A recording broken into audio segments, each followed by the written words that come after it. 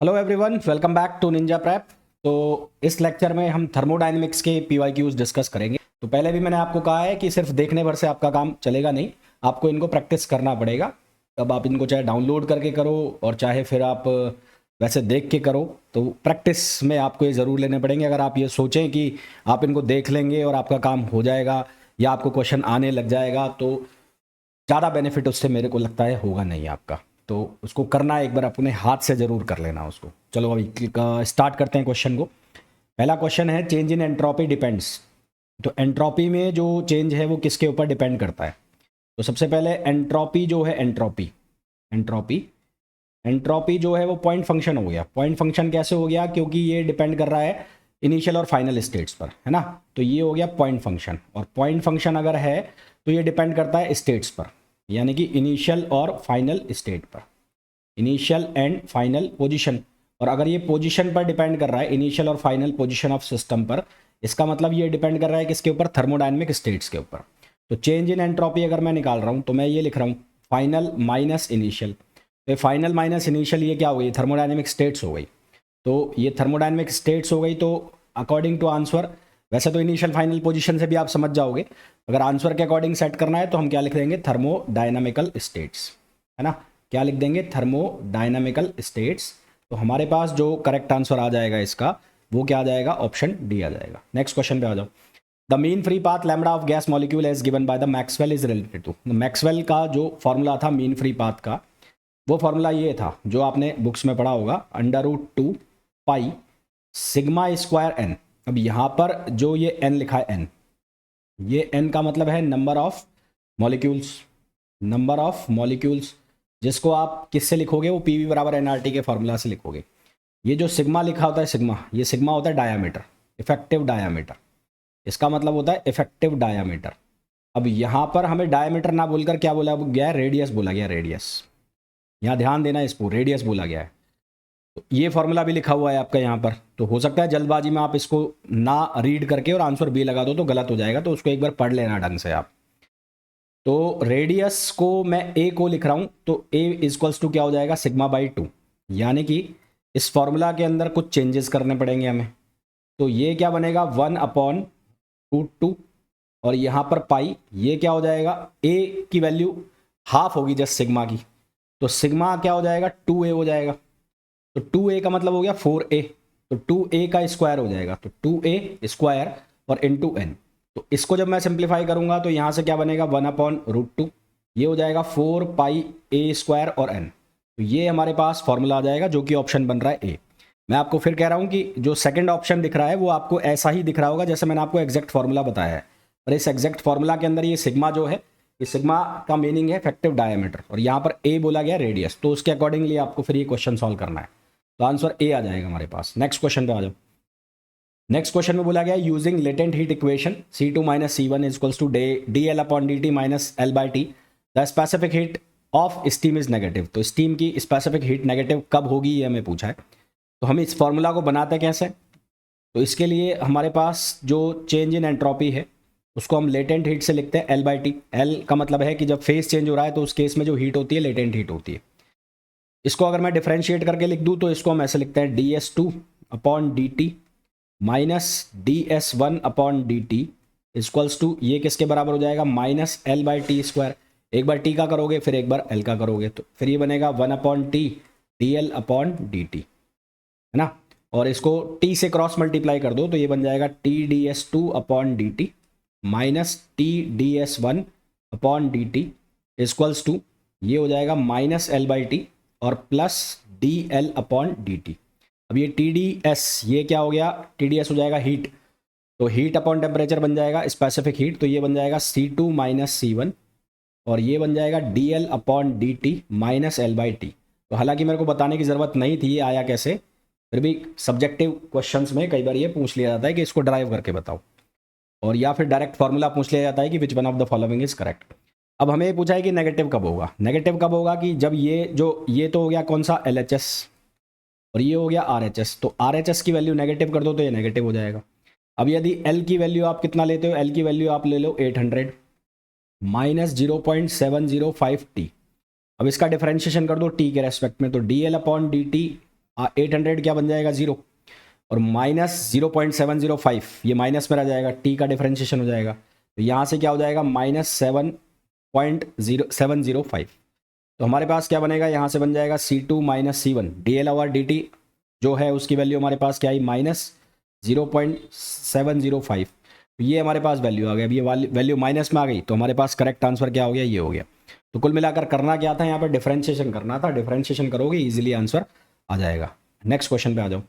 The mean square displacement of a particular particle undergoing Brownian motion at a temperature T is proportional to. Brownian motion के अंदर जो mean square displacement होता है उसका square करना है। तो ये मीन डिस्प्लेसमेंट है डेल्टा एक्स, ऊपर लगाया हुआ है मीन, इसका स्क्वायर कर दिया, और ये वैल्यू जो आती है किसके बराबर आती है 2kT/f, जहाँ f होता है डिग्री ऑफ फ्रीडम। तो टेम्परेचर के साथ हमें रिलेशन पूछा है, तो डेल्टा एक्स बार का स्क्वायर ये किसके इक्वल है, ये इक्वल है टी स्क्वायर के। तो mean square displacement of a particle, mean square displacement of particle, ये स्क्वायर और पावर हाफ होती है इसकी, तो ये यहाँ से हटा लो एक बार इसको। हाँ, तो ये जो वैल्यू हमारे पास है, ये वैल्यू, तो ये किसके प्रोपोर्शनल हो गया, टेम्परेचर के प्रोपोर्शनल हो गया। तो सही आंसर हमारे पास क्या आ जाएगा, टी आ जाएगा। नेक्स्ट क्वेश्चन पे आ जाओ। The temperature of inversion temperature का मतलब है कि यदि टेम्परेचर की वैल्यू, जो भी आप टेम्परेचर निकाल रहे हैं गैस का, वो इन्वर्जन टेम्परेचर से कम है तो वो कूलिंग शो करेगी, और अगर वो हाई है तो वो शो करेगी हीटिंग, है ना। कोई भी टेम्परेचर यदि इन्वर्जन टेम्परेचर से कम है, लेस देन इन्वर्जन टेम्परेचर, तो गैस जो है वो शो करेगी कूलिंग, और यदि टेम्परेचर हाई है इन्वर्जन टेम्परेचर से तो गैस जो है वो क्या शो करेगी, हीटिंग शो करेगी, कूलिंग और हीटिंग। ठीक है। हाइड्रोजन और हीलियम के केस मैंने तुम्हें बताए हुए हैं कि हाइड्रोजन और हीलियम जो है वो नॉर्मल गैस की तरह बिहेव नहीं करती हैं, क्योंकि उनका जो इन्वर्जन टेम्परेचर है बहुत कम होता है। बहुत कितना कम होता है ये तुम्हें मैंने पहले भी बताया हुआ है, तो वो देख लेना एक बार, और वो याद भी कर लेना, डायरेक्ट क्वेश्चन पूछे जाते हैं। तो इन्वर्जन टेम्परेचर जो है उसकी वैल्यू जो हम लिखते हैं वो लिखते हैं 2a/RB से। इससे लिखते हैं 2a/RB। तो आंसर तो तुम्हारे पास क्या आ जाएगा, इसका a आ जाएगा। इसके बाद जो ये b लिखा हुआ है, b 8a/27RB, ये लिखा हुआ है क्रिटिकल टेम्परेचर।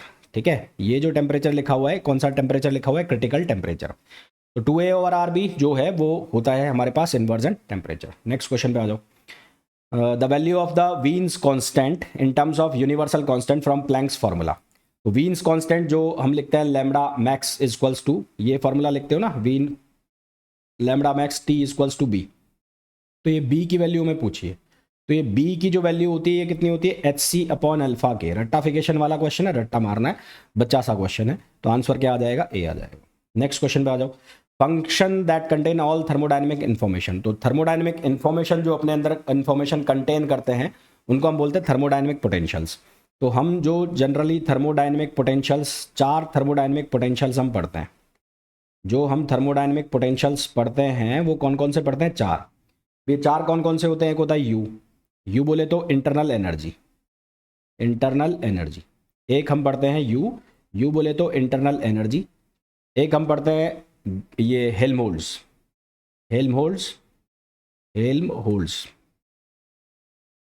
फ्री एनर्जी भी बोलते हैं इसको, है ना, हेल्महोल्ट्ज़ फ्री एनर्जी फंक्शन। एक हम पढ़ते हैं एंथैल्पी, एच से हम इसको लिखेंगे एंथैल्पी, और एक हम पढ़ते हैं गिब्स। ठीक है, तो ये थर्मोडायनेमिक पोटेंशियल होते हैं जिनके अंदर सारी इंफॉर्मेशन कंटेन होती है। अब इसमें एक चीज़ और मैं बता रहा हूँ, यहाँ पर आपसे पूछ लिया जाता है कि इंटरनल एनर्जी को जब थर्मोडायनेमिक पोटेंशियल में आप सॉल्व करते हो तो वहाँ पर क्या क्या कांस्टेंट रखते हो। तो जब मैं इंटरनल एनर्जी की बात करता हूँ तो यहाँ पर कांस्टेंट रखा जाता है किसको, एंट्रोपी को, और किसको, वॉल्यूम को, एंट्रोपी को और वॉल्यूम को। जब मैं बात करूँगा हेल्महोल्ट्ज़ की तो यहाँ पर कांस्टेंट रखा जाएगा टेम्परेचर को और वॉल्यूम को, जब हम बात करेंगे एंथैल्पी की तो एंथैल्पी में कांस्टेंट रखा जाएगा किसको, एंट्रोपी को, और किसको, प्रेशर को, एंट्रोपी और प्रेशर। और जब मैं गिब्स की बात करूंगा तो यहाँ पर कांस्टेंट रखा जाएगा किसको, टेम्परेचर को और प्रेशर को। यानी कि यहाँ पर जो प्रोसेस आ गई आइसो एंट्रोपिक और आइसोकोरिक, यहाँ पर आइसोथर्मल आइसोकोरिक, यहाँ पर आइसो एंट्रोपिक आइसोबारिक, यहाँ पर आइसोथर्मल आइसोबारिक। तो ये क्वेश्चंस भी बनते हैं, इनको याद रखना कि इंटरनल एनर्जी जब थर्मोडायनेमिक पोटेंशियल है तो वहाँ पर कौन कौन सी प्रोसेस कांस्टेंट रहती है। इसी तरह से हेल्महोल्ट्ज में, सिमिलरली एंथैल्पी के केस में, सिमिलरली गिब्स के केस में। नेक्स्ट क्वेश्चन पे आ जाओ। The equation for thermodynamic pressure are given below, choose the correct option. तो हमारे पास जो फर्स्ट लॉ ऑफ थर्मोडायनेमिक्स है उसके अकॉर्डिंग हम लिखते हैं del Q equals to d U plus P d V, ऐसा हम लिखते हैं। तो इसको मैं लिख सकता हूँ del Q minus P d V, या डी यू लिख देता हूँ इसको, d U. D U means internal energy, तो पी डी वी। अब यहाँ पर इंटरनल एनर्जी को लिखा हुआ है किससे, इंटरनल एनर्जी को यहाँ पर लिखा हुआ है ई से, तो हम इसको ई से रिप्लेस कर देंगे। तो ये जो है डेल क्यू, इसको हम लिख सकते हैं टी डी एस। तो सेकेंड लॉ से हम पढ़ते हैं कि डेल क्यू जो है वो क्या होता है, टी डी एस के बराबर होता है from second law, from second law. तो यहाँ से हम इसको लिख देंगे टी डी एस माइनस इस डेल यू को मैं लिख रहा हूँ डी ई, ठीक है, और ये लिख दिया मैंने पी डी वी। अब मैं इसको v के रेस्पेक्ट में डिफरेंशिएट कर देता हूँ। v के रेस्पेक्ट में डिफरेंशिएट करेंगे तो ये बन जाएगा T d S minus d upon d we, और इक्वल्स टू ये हो गया p हो गया। अब यदि मैं कांस्टेंट एंट्रोपी की बात करूँ तो at constant entropy, at constant entropy, तो यदि एंट्रोपी कांस्टेंट हो जाएगी तो डी एस कितना हो जाएगा, जीरो। तो डी एस जीरो हो जाएगा तो ये बनेगा minus d E upon d V, minus d E upon d we, और एंट्रोपी आपने क्या कर रखी है, कांस्टेंट, और ये किसके बराबर हो गया, प्रेशर के बराबर हो गया। तो हमारे पास जो सही आंसर आ गया वो क्या आ गया, ऑप्शन ए हमारे पास करेक्ट आंसर आ गया। नेक्स्ट क्वेश्चन पे आओ।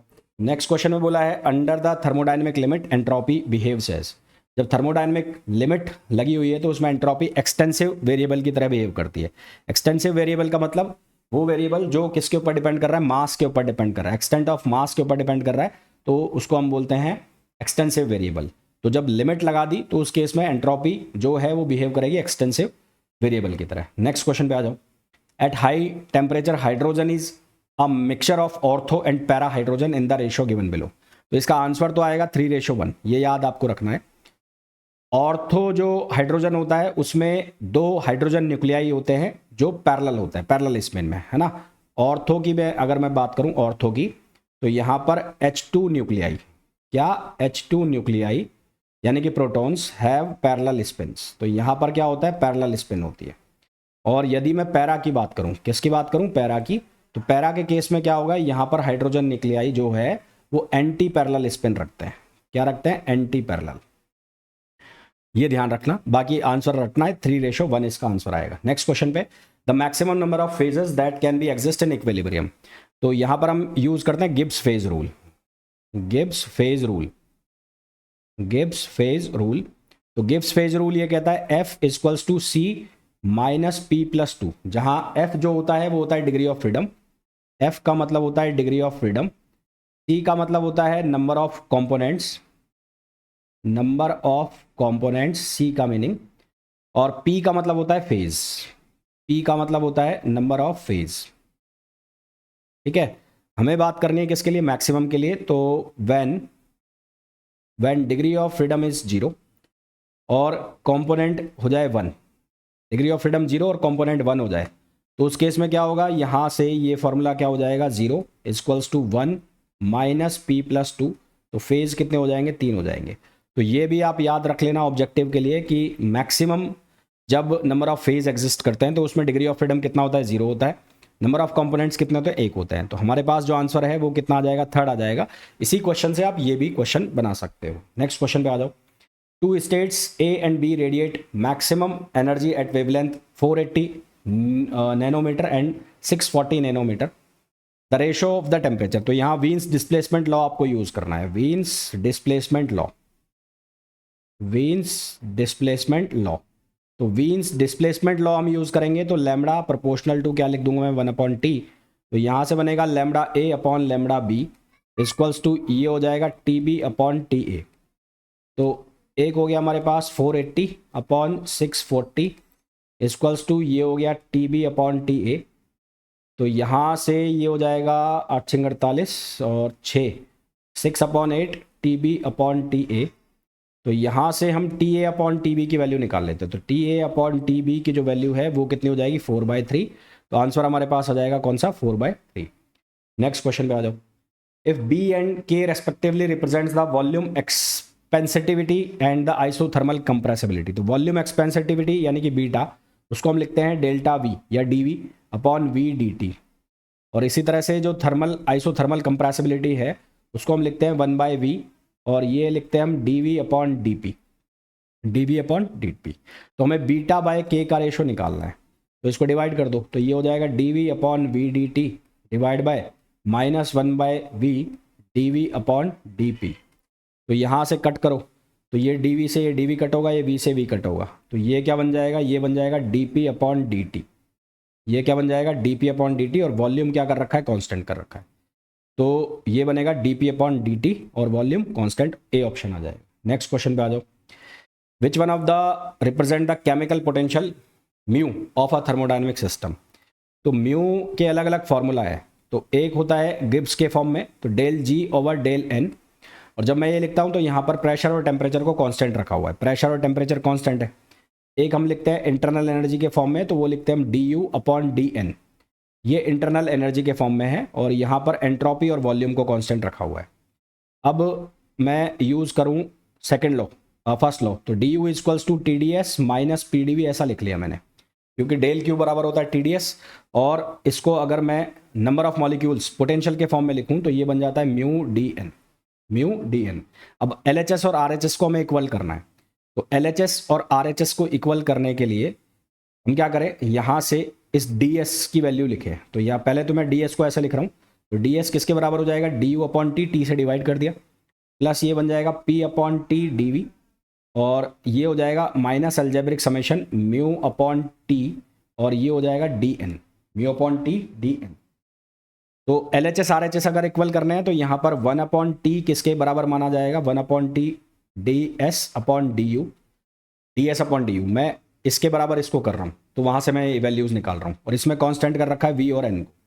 इसी तरह से पी अपॉन टी जो है वो किसके इक्वल हो जाएगा, वो इक्वल हो जाएगा d S upon d V. मैं डायमेंशनल इक्वलिटी कर रहा हूँ यहाँ पर कांस्टेंट हो जाएगा यू और एन। फिर मैं म्यू ओवर टी जो है ये वाला माइनस में लिखा हुआ है, इसको बराबर कर रहा हूँ किसके, d S over d N. तो हमें म्यू की वैल्यू चाहिए, तो यहाँ से ये फॉर्मूला यूज़ करो, तो म्यू की वैल्यू बनेगी माइनस टी, और ये हो जाएगा d S upon d N, और कांस्टेंट कर रखा है यू और वी। तो यानी कि सही आंसर हमारे पास क्या आ जाएगा, डी आ जाएगा, डी। तो ऐसे ही बनाना है, ठीक है। नेक्स्ट क्वेश्चन पे आ जाओ।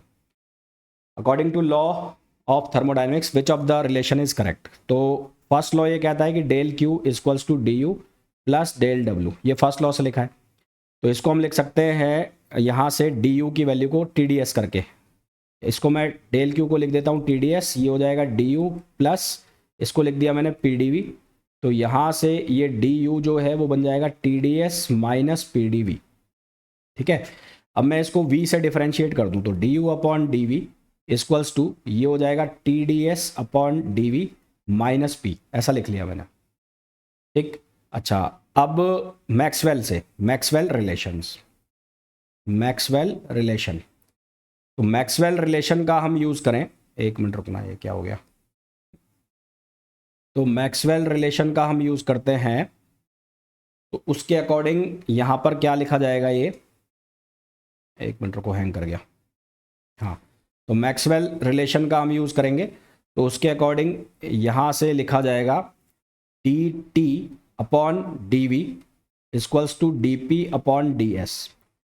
तो इसको क्रॉस मल्टीप्लाई करके हम लिख लेंगे d S upon d V equals to d P upon d T. तो कुल मिला के मैं ये कहना चाह रहा हूँ, जो यहाँ पर d S upon d V लिखा है इसको रिप्लेस कर दूंगा मैं d P upon d T से, तो हमारे पास क्या बनेगा, d you upon d V, हमारे पास क्या बनेगा, d you upon d V equals to ये हो जाएगा टी और d P upon d T और माइनस पी, और यहाँ पर v कांस्टेंट हो गया।